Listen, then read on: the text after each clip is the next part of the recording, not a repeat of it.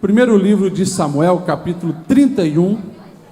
Vamos ler do verso 1 em diante. 1 Samuel 31, do 1 em diante. Quem achou diz amém. Diz assim: E aconteceu que, em combate com os filisteus, os israelitas foram postos em fuga e muitos caíram mortos no monte Gilboa. Verso 2: Os filisteus perseguiram Saul e seus filhos e mataram Jonatas, Abinadab e Malquissua, filhos de Saul. O combate foi se tornando cada vez mais violento em torno de Saul, até que os flecheiros o acertaram e o feriram gravemente.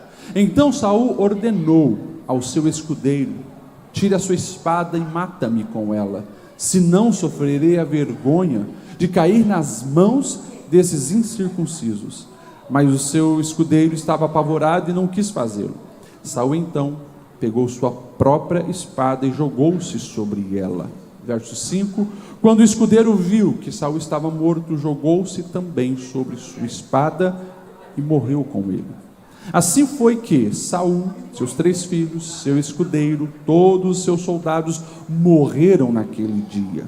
Quando os israelitas que habitavam do outro lado do vale, a leste do Jordão, viram que o exército tinha fugido e que Saul e seus filhos estavam mortos, fugiram, abandonando suas cidades.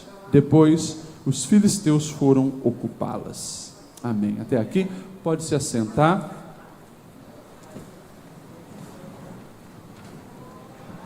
Meus irmãos, que texto pesado, que texto triste, texto complicado.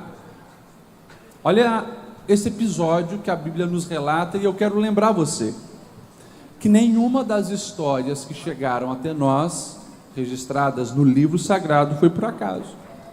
Todas essas histórias têm um propósito de nos ensinar quem é Deus, a maneira do seu agir, os seus projetos para a nossa vida, como nós devemos nos portar, nos conduzir. Então, quando você ouve uma história, numa televisão, num rádio, num cinema, num livro, é uma coisa. Agora, quando você acompanha uma história desse livro, você precisa entender que há um recado de Deus ao seu coração.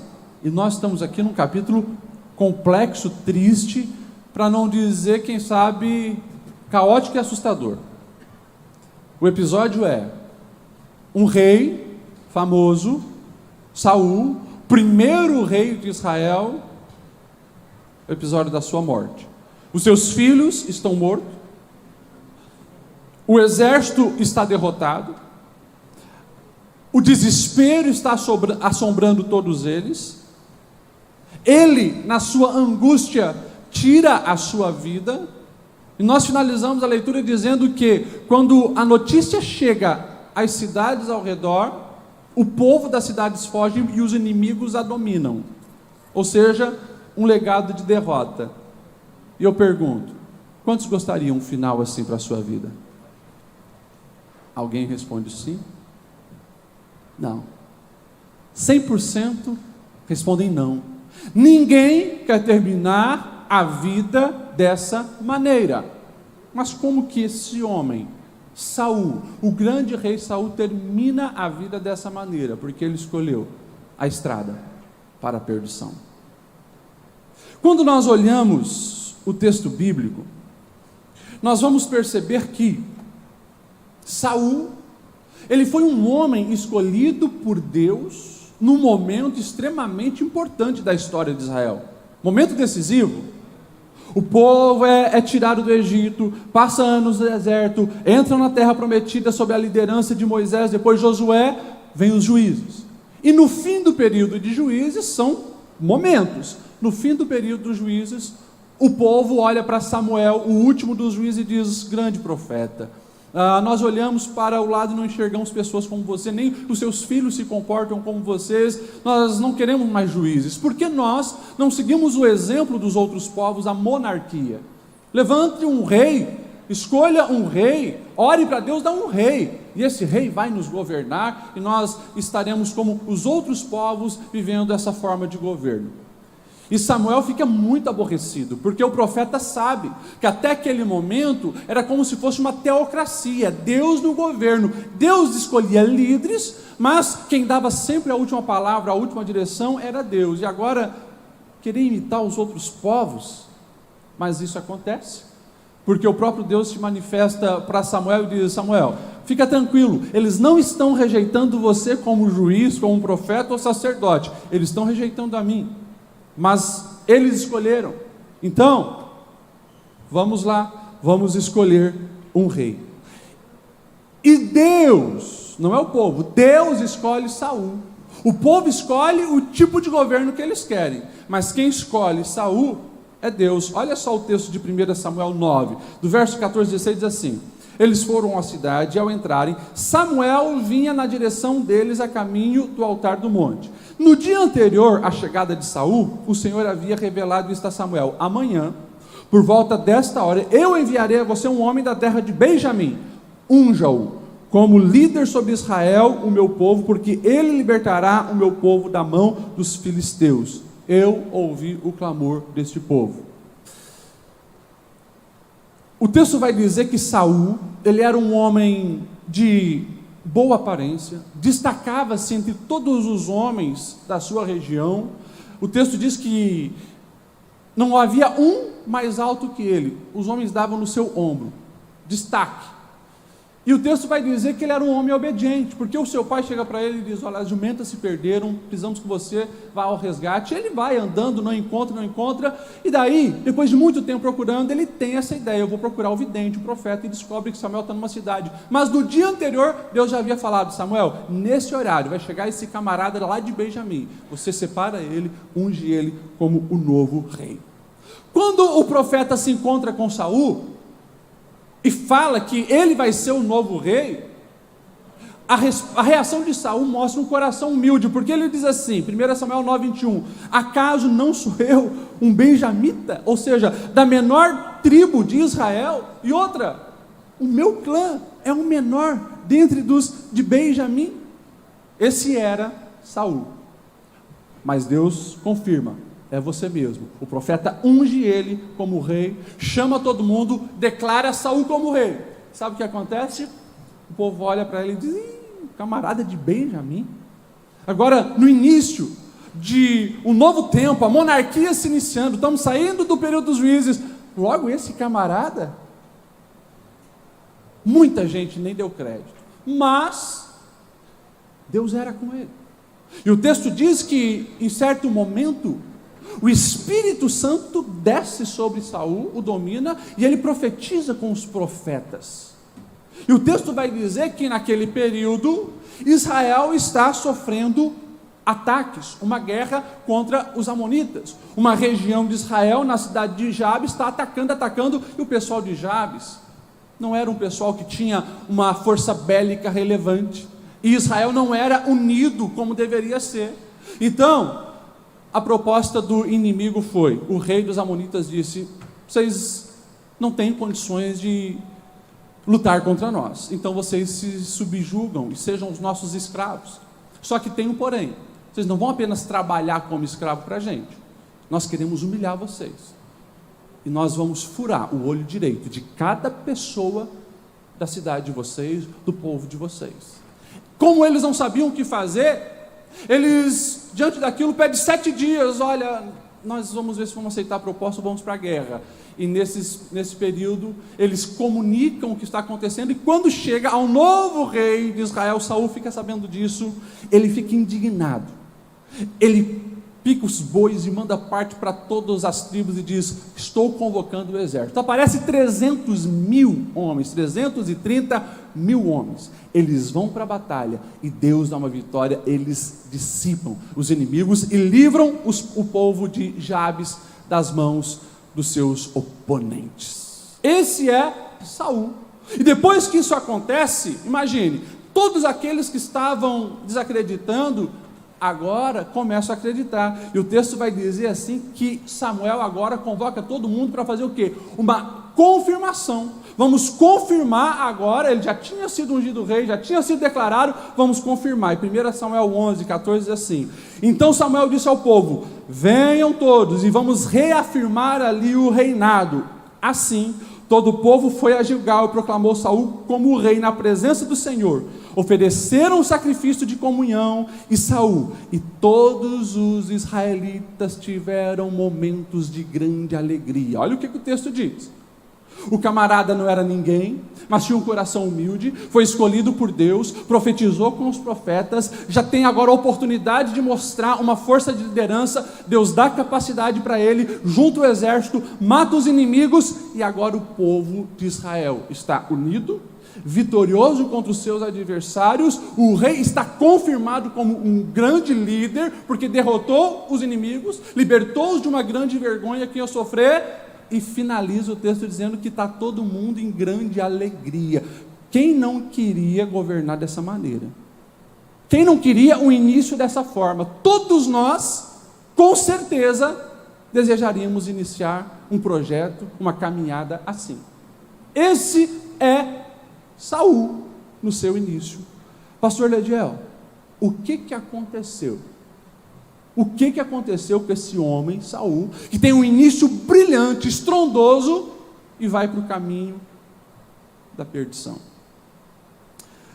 A Bíblia vai nos relatar que na bússola de Saul, ele começa a negligenciar coisas importantes, e vão levando ele para a estrada da perdição. Guerras continuam acontecendo, e lá no capítulo 13 de 1 Samuel, que vai contar toda a história de Saul, o texto vai dizer que agora eles estão numa outra batalha, e as batalhas eram simples. Eles sabiam que não dependia da força dele, quantidade de soldados, no quantos carros ele tinha, isso eram os inimigos. Quantidade de soldado é importante na guerra por causa dos inimigos, mas nós não, nós temos o Senhor. Então toda a guerra que Israel ia fazer, eles ofereciam sacrifícios antes de batalha, eles prestavam culto ao Senhor, os soldados e o povo traziam suas ofertas ao Senhor, consagravam ali, matavam os bois, apresentavam os holocaustos e iam para a guerra com a certeza que a vitória era garantida, porque Deus era com eles. Eles estavam ali se preparando, e o profeta Samuel, ele era profeta, juiz, sacerdote. Sacerdote é quem pode fazer o sacrifício, não chegou. O povo que estava junto com Saul começa a ficar medroso, começa a ficar meio receoso. Alguns estão querendo voltar embora. E o que acontece? O rei, que não tinha autoridade para isso, ele quebra os mandamentos que Deus havia ensinado para Moisés a respeito de sacrifício, e ele mesmo, achando que podia fazer isso, oferece sacrifícios ao Senhor. Mas parece uma coisa tão boa. Ele foi oferecer sacrifício ao Senhor. Ele não podia fazer isso. Era a regra, era a lei, era o mandamento do Senhor. E daí o capítulo 13 vai mostrar quando Samuel chega, e o texto diz assim: Samuel se apresentou e perguntou: o que você fez? E Saul respondeu: olha, quando eu vi que os soldados estavam dispersando, e você não tinha chegado no prazo, os filisteus estavam ali reunidos em Miquimás, eu pensei, agora os filisteus nos atacarão, e eu não busquei o Senhor ainda, por isso eu me senti obrigado a oferecer o holocausto. Então o profeta Samuel disse: você agiu como um tolo, desobedecendo ao mandamento que o Senhor Deus deu. Se você tivesse obedecido, Ele teria estabelecido o seu reinado para sempre, mas agora não mais permanecerá. O Senhor procurou um homem segundo o seu coração e o designou como líder do seu povo, pois você não obedeceu os mandamentos do Senhor. Aqui eu estou dando a resposta. Qual é o primeiro passo que nós damos na estrada para a perdição? Desobediência. A desobediência aos ensinamentos do Senhor. Essa imagem revela bem isso. Tem uma cerca, não passe para lá. Mas quando a cerca é rompida, os muros são rompidos, e isso significa que os mandamentos, os limites que o Senhor deu são rompidos, você começa a entrar na estrada para a perdição. E não parou por ali. Em um outro momento, de novo uma guerra, uma outra ordenança do Senhor.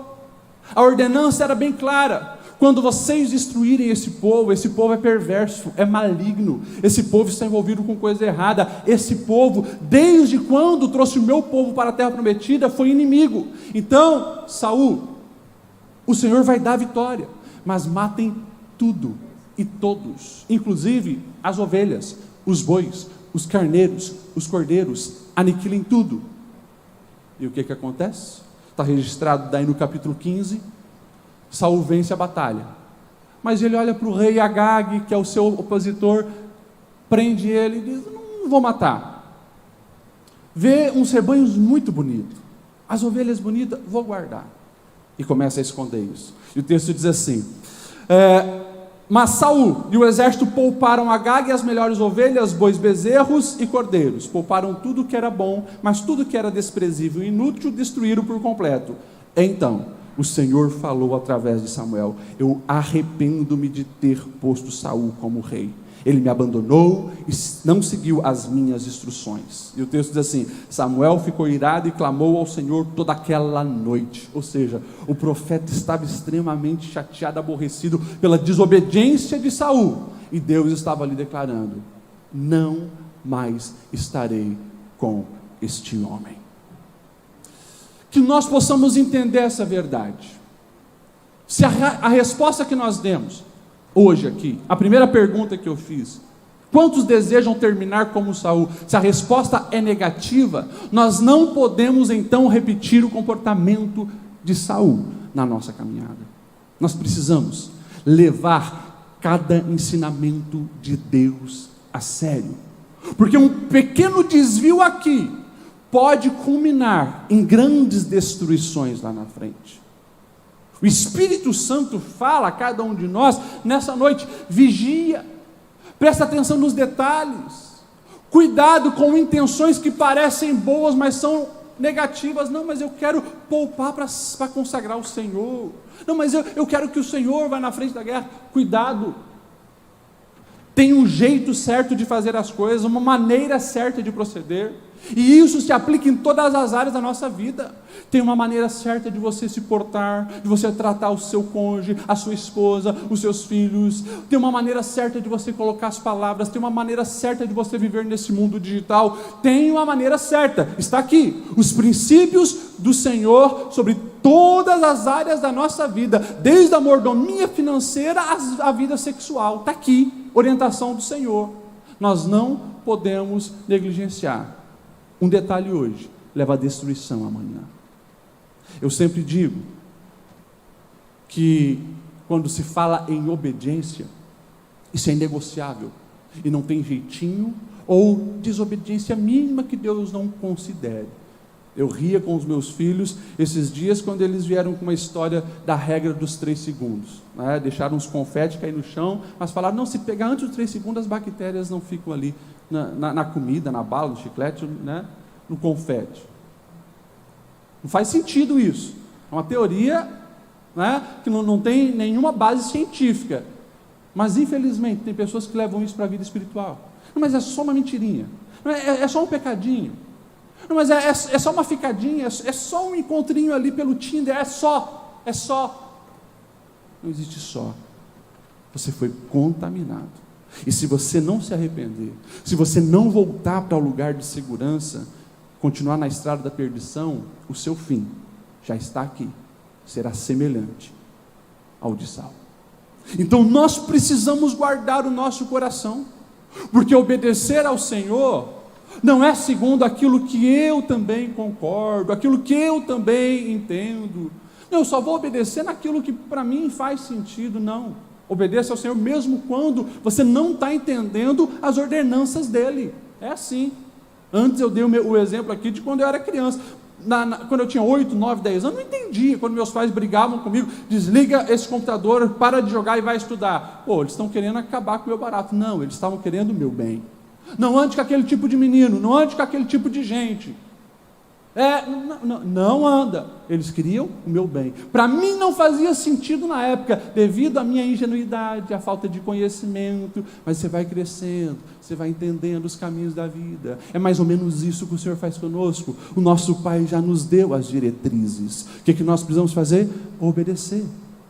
Toda bênção é precedida pela obediência. Mas toda maldição também é precedida pela desobediência. É impossível você desobedecer os mandamentos do Senhor e achar que vai se dar bem na vida. Uma hora a casa cai. O próprio Senhor Jesus disse: é construir casa na areia. Uma hora vai vir uma chuva forte, um vento forte, uma tempestade. Se não tem fundamento, cai.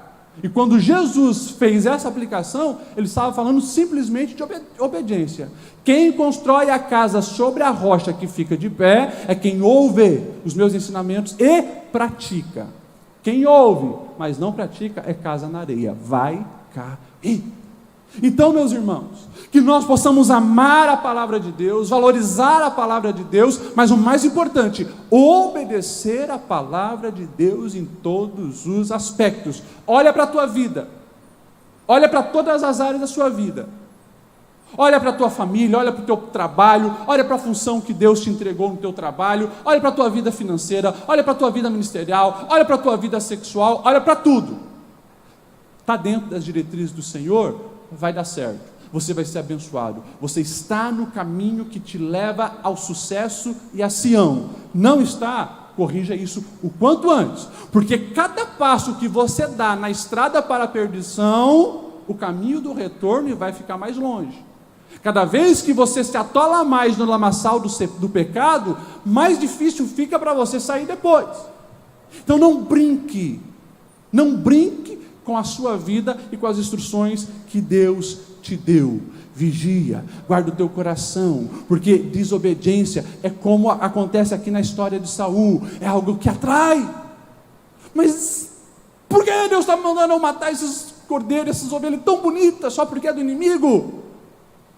Poxa, eu posso fazer um churrasco, inclusive dá para as viúvas de Israel que estão padecendo. Deus disse: não, é não. O pecado, ele é sempre assim, parece algo bom no começo, parece algo tão atraente, parece uma coisa que não vai causar tantos males assim.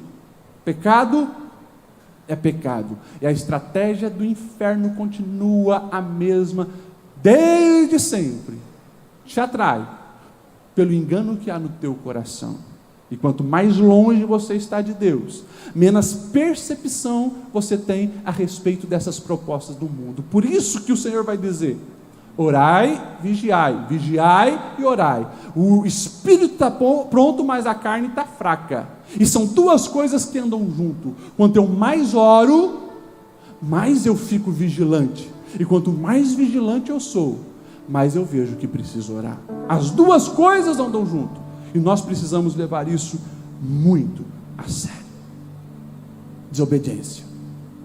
De repente, mais uma batalha, mais um confronto. E você percebe na vida de Saul que era justamente nas batalhas e nos confrontos que aconteciam as escolhas, para o certo ou para o errado. As batalhas da vida revelam muito sobre nós. Preste atenção nisso. As batalhas da vida revelam muito sobre nós. Mais uma batalha, de novo com os filisteus. Lá está Golias, 40 dias desafiando. Ninguém se manifesta para lutar, nem o rei. Quando ele viu a covardia dominando o coração do povo, deveria se posicionar. Cadê o Saul que defendeu o povo de Jabes contra os amonitas? Cadê? Apagado. Porque está vivendo debaixo da desobediência. Apagado. De repente, chega alguém cheio do Espírito de Deus. Davi, moleque, 16, 17 anos, jovenzinho. Eu vou. Mata Golias, você conhece a história, não precisamos narrar. Livra Israel de um grande pepino. A proposta é: o representante que nós escolhemos, um só daí, um só daqui, quem ganhar, o outro vai ser escravo. Combinado, feito um acerto, palavra de homem, ok. Ou seja, Davi livrou inclusive o próprio rei da morte e o próprio rei Saul de ver toda a sua casa trabalhando como escravo para os filisteus.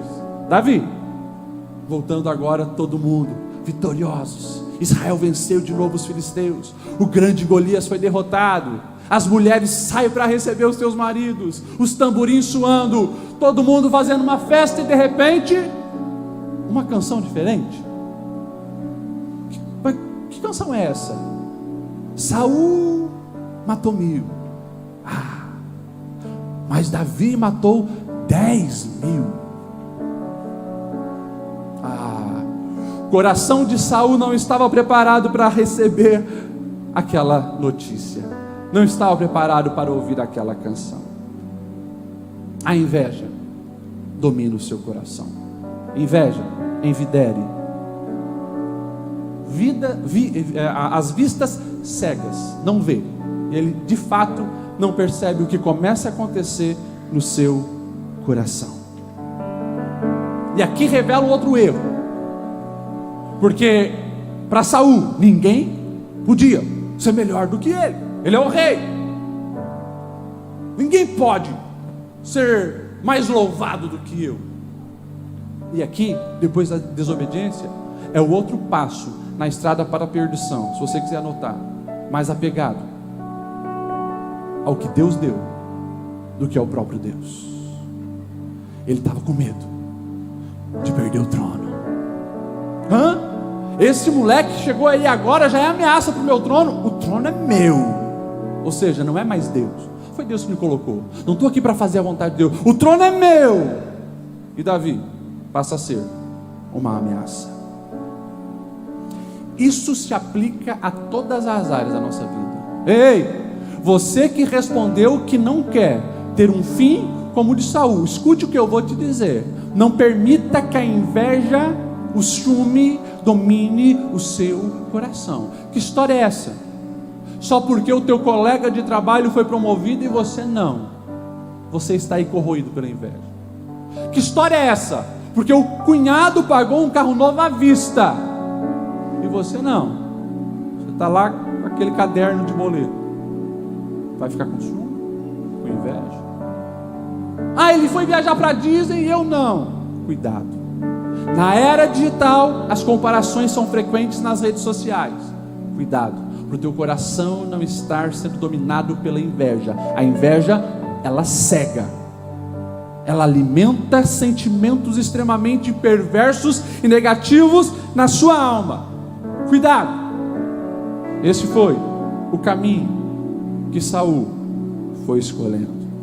Ele está apegado ao trono e Davi é uma ameaça. Escute o que eu vou te dizer. Você que recebeu algo de Deus, cuide para não cair nesse pecado de se apegar às bênçãos de Deus, negligenciando o Deus das bênçãos. Isso é fácil. É assim, ó. É assim. Para casa na praia se tornar o meu ponte de fim de semana, e eu paro de frequentar a igreja. É assim. É assim para a promoção no emprego tirar todo o tempo que eu tenho durante o dia. Eu não tenho mais tempo para orar, para ler a Bíblia ou para estar em família. É assim. Isso é caminho de morte e destruição. Saul escolheu, apegado ao trono. Cuidado, vigia, esteja alerta para você não entrar por esse caminho. Bens, pessoas, hobbies, e na nossa época, mais do que nunca, distrações, ocupando o trono do coração do ser humano. É 5 horas de videogame, 0,0 de tempo com Deus. Caminho de destruição. Eu não estou aqui sugerindo que as coisas vão dar errada. Eu estou aqui abrindo a sua visão para lá na frente. Estou aqui afirmando: se não mudar, vai dar errado. Então vigia, cuide, abra os olhos. Está aqui uma história para nos mostrar sobre isso. Como Saul não tratou a desobediência, como Saul não tratou o ciúme, o mal vai entrando no seu coração, e o texto diz que espíritos demoníacos começam a atormentar a Saul. Sabe quem consegue acalmar? Davi, cheio do Espírito Santo, vem com a harpa. Não permitiu que o rancor, a amargura tivesse seu coração. E o texto diz assim, 1 Samuel 18:11: enquanto Davi tocava a harpa, como era costume fazer, Saul estava com uma lança na mão e atirou, dizendo: eu encravarei Davi na parede. Mas Davi desviou 2 vezes, ou seja, só nessa oportunidade, por 2 vezes, Saul tenta matar Davi. Ou seja, nós estamos vendo uma atitude, uma reação perversa. É assassinato isso aqui, não é uma briga de batalha e de guerra, isso é assassinato. Por 2 vezes tenta assassinar Davi. Como que pode? O cara que era cheio do Espírito Santo, profetizou com os profetas, escolhido por Deus, venceu batalhas em nome do Senhor, dominado por demônios e agindo de uma maneira maligna para cometer assassinato. Se não bastasse, ele começa a manifestar a mentira. A promessa era clara: quem vencer o gigante Golias vai ter os impostos aniquilados, não vai pagar impostos e mais, vai ter oportunidade de fazer parte da família do rei, se tornar um príncipe em Israel, casando com a filha mais velha do rei, Merabe. E o próprio Saul disse isso, 1 Samuel 18:17. Saul disse a Davi: aqui está minha filha mais velha Merabe, eu a darei em casamento a você, apenas me sirva com bravura e lute as batalhas do Senhor. Pois Saul pensou: eu não o matarei, eu deixo isso para os filisteus. Olha só, a malignidade do coração, mentindo: eu vou dar minha filha Merabe para você. O coração dele: tu não vai sobreviver para se tornar meu genro, seu sem vergonha. Os filisteus vão te matar, quero ver a tua bravura. E Davi ia representar Saul nas guerras, várias guerras com os filisteus. Deus dava vitória, Deus dava vitória. O povo ficava admirado. Davi começa a se destacar como os comandantes do exército de Israel. O que ele faz? Promessa no chão. Saul pega a própria filha Merabe e entrega para um outro homem, Adriel. Casa com outro homem. Eu imagino, não está narrado, mas foi um bafafá só. Poxa, o comandante de destaque estava com a filha prometida e o cara mentiu assim na lata. Pecado faz isso. Deixa eu falar algo aqui, eu quero abrir um parênteses para falar rapidamente sobre isso aqui. Mentira, presta atenção. Tem muitos pecados que a Bíblia nos aponta, mas ela declara quem é o pai: Satanás, o pai da mentira. Você parou para pensar nisso? Satanás é o pai da mentira. Aonde tem mentira, a legalidade para Satanás manifestar a sua paternidade. Isso deveria nos arrepiar. Por quê? Porque qualquer mentira é dar legalidade ao diabo. Deus não habita com a mentira. Deus é um Deus da verdade. E num tempo como o nosso, será que a mentira é só o que se fala na língua? Ou aquilo que se fala com os dedos também? Mentira. Nós precisamos cuidar, vigiar, guardar o coração, para não dar lugar ao diabo. O povo todo olhando, assustado com aquilo que estava acontecendo. Saul olha e diz: eu preciso dar um jeito nisso. E daí o texto diz assim, que ele fica sabendo que a filha dele mais nova, Mical, estava tendo uma quedinha por Davi. Vai ser a solução, já sei. A estratégia é: vou oferecer ela, vou pedir o dote. E o texto diz assim: Mical, a outra filha de Saul, gostava de Davi. 1 Samuel 18:20. Quando disseram isso a Saul, ele ficou contente e pensou: eu darei a ele, para que ele sirva de armadilha. Olha a intenção do coração de Saul. Não quer Davi como genro, é uma armadilha, para que sirva de armadilha. Eu a darei a ele para que sirva de armadilha, fazendo-a cair nas mãos dos filisteus. Então Saul disse a Davi: hoje você tem a segunda oportunidade de se tornar o meu genro. Vim para a minha família, ser um príncipe aqui. Oh, coisa boa. Davi, mas é simples, sabe o que você tem que fazer? É um desafio.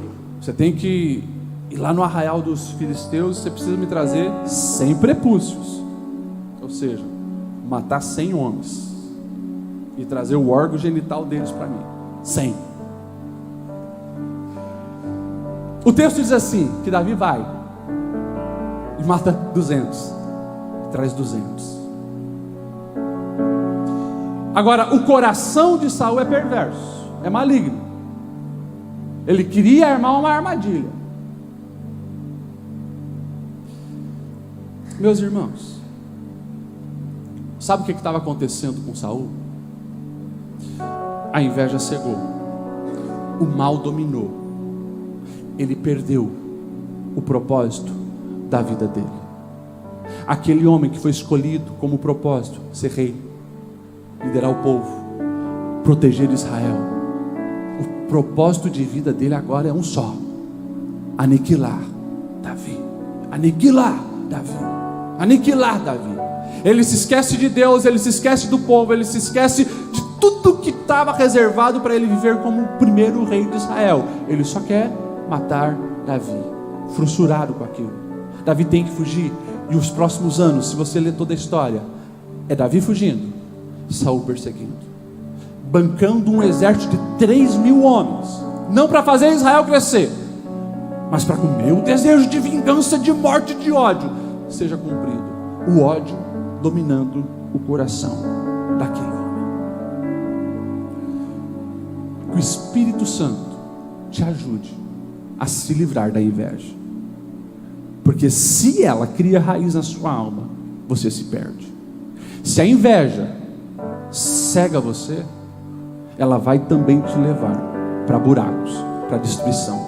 Cuidado, guarda o teu coração, vigia o teu coração com isso, porque como diz a palavra, um abismo chama outro abismo, e chama outro abismo. Você entra na estrada da perdição, 1 quilômetro, 2 quilômetros, 1000 quilômetros, uma hora vai chegar no final. Se não bastasse, em certo momento, nessas fugas de Davi, os sacerdotes, que nem estão sabendo de fato de toda essa malignidade do coração daquele rei, eles estão lá perto de Nobe, servindo ao Senhor. Davi passa lá, pede oração, eles invocam o Senhor, Deus abençoa Davi, eles dão comida para Davi, Davi vai, e a vida continua. Mas quando chega a notícia ao coração, aos ouvidos de Saul, e desce ao coração, que os sacerdotes oraram e deram comida para Davi, ele vai até lá. Eu vou ler o texto de 1 Samuel 22, de 17 a 19.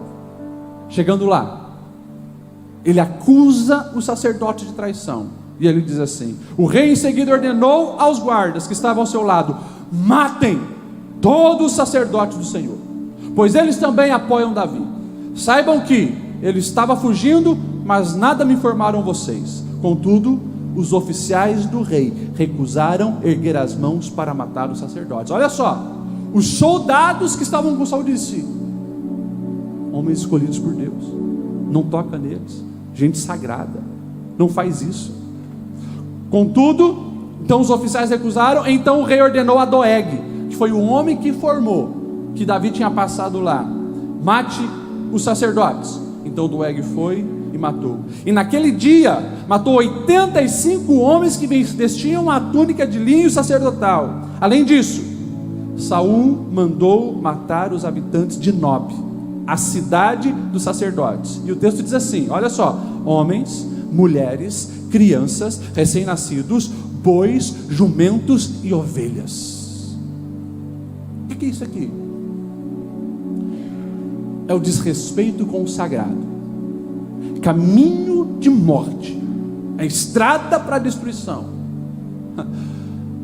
Ele estava tão cego, tão alienado, tão dominado pelo mal, que antes, quando o Senhor disse: mate inclusive as ovelhas do adversário, porque esse povo vai ser um problema para vocês, ele não fez. Agora, o povo dele, os sacerdotes dele, os homens que Deus escolheu para fazer com que Israel vivesse e obedecesse os princípios do Senhor, ele mata todos.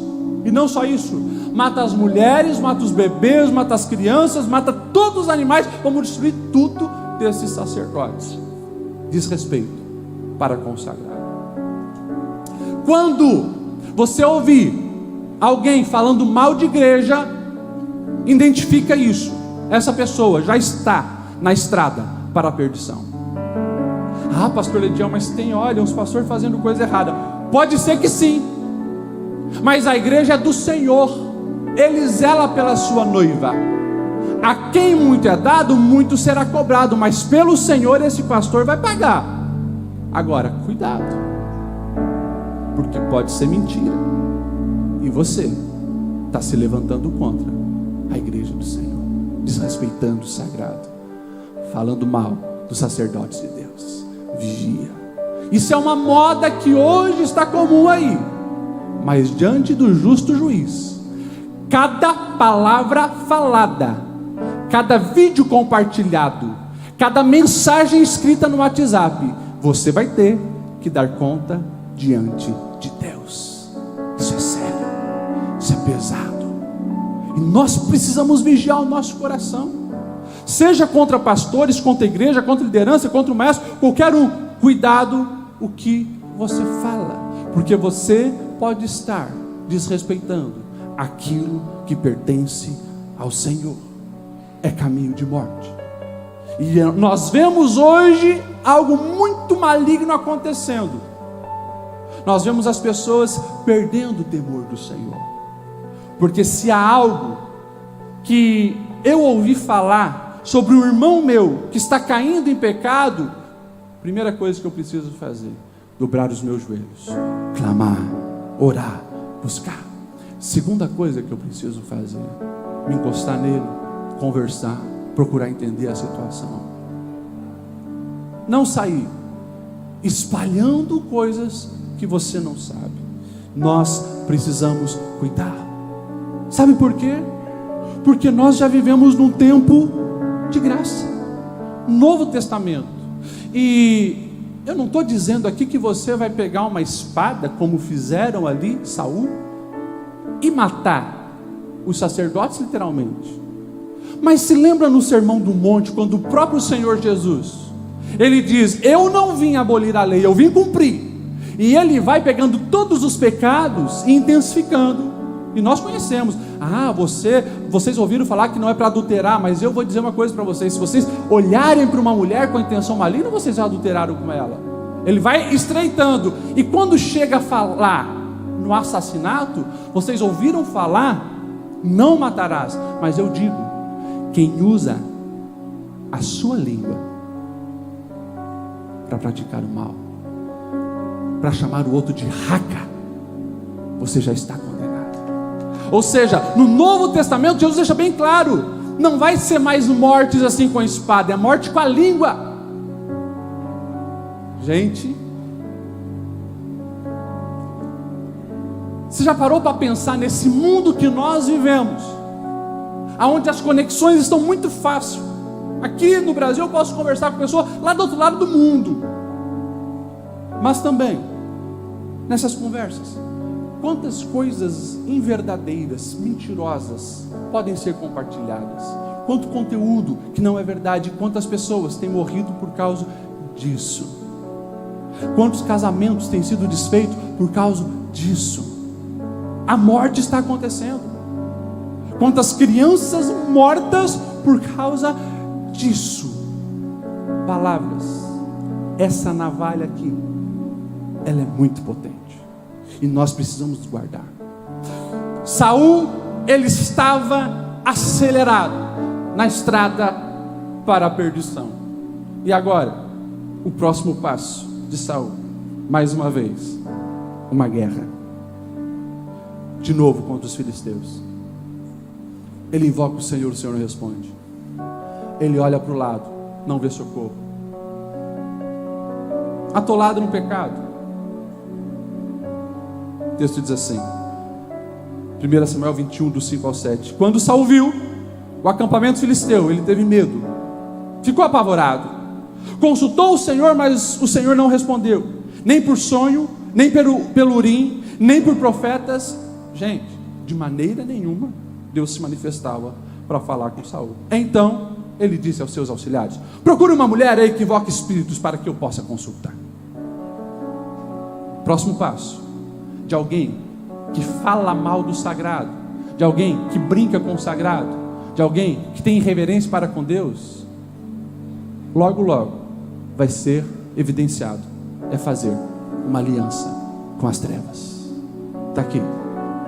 O próximo passo de Saul é se envolver com feitiçaria. Gente, todo mundo sabia, isso é pecado. Tanto que a própria feiticeira vai dizer: mas você sabe que não pode o pessoal ficar sabendo, né? Não, fica tranquilo, fica tranquilo. Juntou-se com a feitiçaria, aliança com o mal, a reta final da perdição. Isso acontece quando nós nos acostumamos com o sagrado, brincamos com o sagrado, perdemos literalmente a noção do certo, do errado. Gente, se acostumar com o pecado, pode ter certeza, gera uma mente cauterizada, a pessoa já não tem mais noção, ela faz barbaridades e já nem fica com consciência pesada. Por quê? Porque virou uma pessoa inconsequente, não se importa mais com as consequências, perdeu todo o senso e o sentido da vida, senso de certo, de errado, e o discurso é: tanto faz como tanto fez. Como que um homem cheio de Deus faz aliança com as trevas e se mistura com feiticeira? Um passo todo dia na estrada para a perdição. Aqui, nessa história que eu estou contando para você, deve ter uns 40 anos. Não é assim. Se Saul imaginasse que o fim dele seria aquele que nós lemos no começo, tenho certeza que no decorrer da vida, mas ele foi se acostumando, foi se acostumando, foi se acostumando. É por isso que a gente não deve brincar com a nossa vida. É uma só, e a nossa caminhada aqui determina onde passaremos a eternidade. Eu não posso vir para o culto por aí, bater cartão, levanta as mãos, vai. Ei, você está se acostumando com o sagrado. É aos poucos. Quem sabe você já está no começo. Você não ora mais, você não presta atenção na letra que canta, tudo virou rotina para você. Está se acostumando com o sagrado, mas cuidado, isso vai se intensificar. Vai vir a desobediência. Daqui a pouco você está desobedecendo, fazendo as coisas e sempre arrumando uma explicação para isso. Não, mas eu vou procurar um youtuber, teólogo, que ele vai dizer que isso não é pecado, então para mim está bom. O Espírito Santo te angustiando. O youtuber lá disse que não tem problema, encher a cara de cachaça, não tem problema, de vez em quando tá paradinha, não. E vai. Daqui a pouco você começa a perceber na tua casa, a casa de Saul começa a rachar.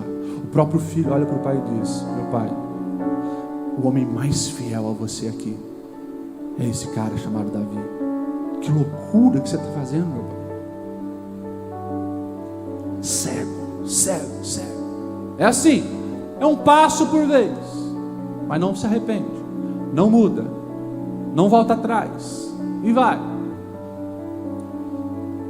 O fim da estrada desse homem: derrota, angústia, filhos mortos, suicídio, legado maldito.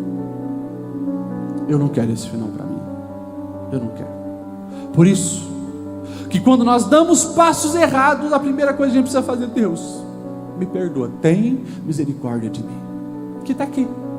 O próprio Davi que nós estamos mencionando fez coisas terríveis também, de adultério, de assassinato, mas Davi dizia: ai de mim, Senhor, me perdoa, não retires de mim o teu espírito. Ou seja, vou sair da rota da perdição. Eu preciso de vida, eu preciso de paz, eu preciso do Senhor, eu quero os planos dele para mim. E daí você olha para Davi, olha o legado de Davi, linhagem do Messias, Jesus, filho de Davi.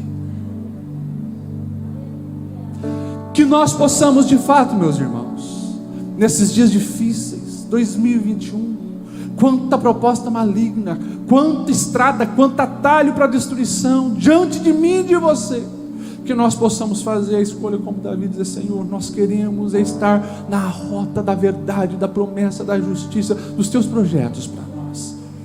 Vamos fazer o ritual.